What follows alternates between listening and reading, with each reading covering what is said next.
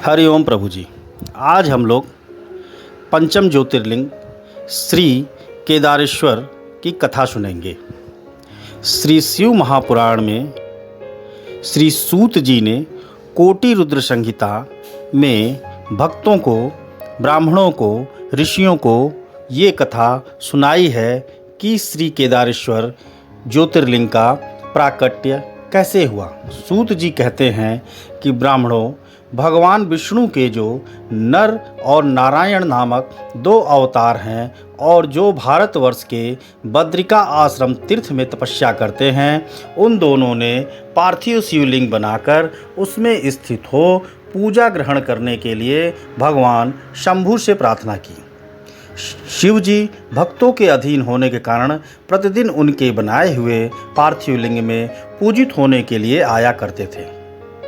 जब उन दोनों के पार्थिव पूजन करते करते बहुत दिन बीत गए, तब एक समय परमेश्वर शिव ने प्रसन्न होकर उनसे कहा कि मैं तुम्हारी आराधना से बहुत संतुष्ट हूँ, तुम दोनों जो भी वर चाहते हो मुझसे मांगो। उनके इस प्रकार कहने पर नर और नारायण ने लोगों के हित की कामना के लिए कहा कि देवेश्वर, यदि आप प्रसन्न हैं और हमें वर देना चाहते हैं तो अपने स्वरूप से पूजा ग्रहण करने के लिए यहीं स्थित हो जाइए। उन दोनों बंधुओं के इस प्रकार अनुरोध करने पर कल्याणकारी महेश्वर हिमालय के उस केदार तीर्थ में स्वयं ज्योतिर्लिंग के रूप में स्थित हो गए। उन दोनों से पूजित होकर संपूर्ण दुख और भय का नाश करने वाले शंभु लोगों का उपकार करने और भक्तों को दर्शन देने के लिए स्वयं केदारेश्वर के नाम से प्रसिद्ध हो वहीं रहने लगे।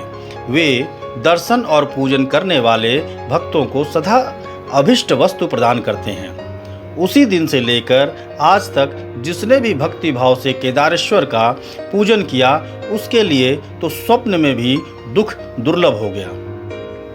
जो भगवान शिव का प्रिय भक्त वहाँ शिवलिंग के निकट शिव के रूप से अंकित वलय, जिसे कंकड़ या कड़ा भी कहते हैं, चढ़ाता है, वह उस वलय युक्त स्वरूप का दर्शन करके समस्त पापों से मुक्त हो जाता है। साथ ही वह जीवन मुक्त भी हो जाता है।